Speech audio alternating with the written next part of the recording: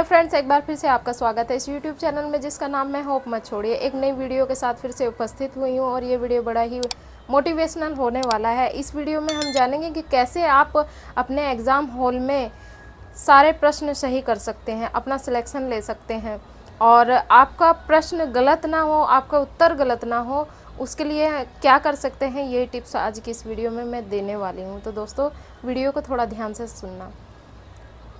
तो फ्रेंड्स, जब हम एग्ज़ाम हॉल में जाते हैं पेपर देने के लिए, किसी भी एग्ज़ाम की तैयारी करते हैं और एग्ज़ाम हॉल में जाते हैं, तो हम जैसे ही पेपर को देखते हैं, कई बार तो ऐसा होता है कि हम जैसे पेपर को देखते हैं, अगर पेपर थोड़ा क्वेश्चन सरल लगेंगे, सरल हो या कठिन हो, तो सरल लगे होगा तो आपके अंदर ओवर कॉन्फिडेंट आ जाता है कि ये तो बहुत सरल है, इसको तो मैं आसानी से कर लूँगा। और दूसरा ये कि जब आप क्वेश्चन को देखते हैं कि कठिन पैटर्न है क्वेश्चन का, तब भी आप घबरा जाते हैं, बहुत ही कठिन पेपर आया है, अब तो मेरा होना मुश्किल है, आप होपलेस हो जाते हैं। दो कारण तो ये होते हैं। और जब आप परीक्षा हॉल में एंट्री करते हैं, ऐसा बहुत लोगों के साथ हो जाए, या तो ओवर कॉन्फिडेंट आ जाता है या फिर बिल्कुल ही होपलेस हो जाते हैं कि ये तो शायद अब तो मेरा होगा ही नहीं इस एग्ज़ाम में। तो फ्रेंड्स, आपको देखिए, आपने तैयारी की है, बहुत अच्छे तरीके से तैयारी की है, आपको अपने ऊपर कॉन्फिडेंट होना चाहिए। सारा गेम माइंड गेम होता है।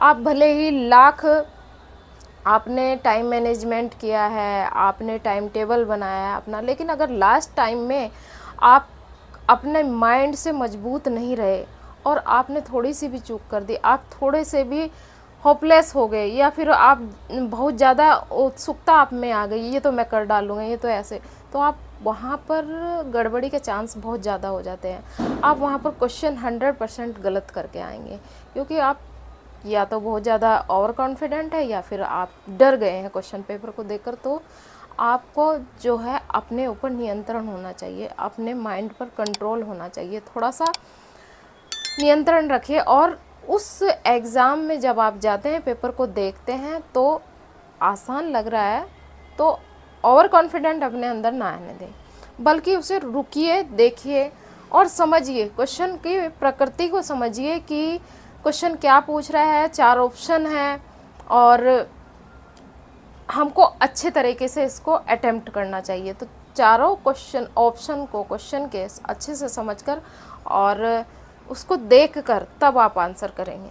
इससे आपकी गलती के चांस बहुत कम हो जाते हैं। तो और फ्रेंड्स, एक टिप्स और दे दूं मैं कि जब भी आप एग्ज़ाम हॉल में जाते हैं पेपर देने के लिए, तो वहाँ पर जब आप अपना आंसर करते हैं, तो ये बात आपको ध्यान रहे कि आपको वहाँ करना क्या है। सबसे पहले तो जब आपने क्वेश्चन पढ़ा और उसके चारों ऑप्शन पढ़ लिए, जो आपका माइंड कहता है, आपने अगर पढ़ रखा है, बहुत अच्छे से पढ़ रखा है, आप अगर तुक्का मार रहे हैं तो दूसरी बात है, लेकिन अगर आपने पढ़ रखा है और आपको थोड़ा सा कन्फ्यूजन है उस क्वेश्चन में, उसके आंसर देने में, तो आपके माइंड ने जिस आंसर को पहले कहा कि ये आंसर ठीक है, तो आप उस आंसर पर जाएंगे, उस आंसर को आप लगाकर आएंगे। क्योंकि ना हमारा अनकॉन्शियस माइंड भी, जब हम पढ़े रहते हैं बहुत सारी चीज़ों को, तो कॉन्शियस माइंड और अनकॉन्शियस माइंड दोनों हमारे काम करते हैं। अनकॉन्शियस माइंड हमारा कहता है कि नहीं, इसका आंसर ये होगा, और कॉन्शियस माइंड कहता है कि नहीं। आप उलझ जाते हैं कि यहाँ पर क्या सही होगा, लेकिन जो पहला हमारे माइंड ने हमें सिग्नल दे दिया कि ये आंसर होगा, तो आप पहले आंसर पर जाइए। इससे बहुत सारे लाभ होते हैं। जब हम किसी क्वेश्चन में फंस जाते हैं, उस स्थिति की मैं आपको बात बता रही हूँ। कई बार ये होता है कि हम जब पेपर तो हमें बहुत अच्छे से आ रहा है, लेकिन हम गलती क्या करते हैं कि हम टाइम मैनेजमेंट को सही से नहीं कर पाते। जब हम पेपर करने बैठते हैं तो क्या करते हैं कि क्वेश्चन के आंसर जल्दी जल्दी से हमने टिक कर लिए, लेकिन क्या होता है कि जब वो गोले को भरने का टाइम आता है, तो हड़बड़ी में हम उसको गलत करके चले आते हैं। तो ऐसा भी आपको नहीं करना है।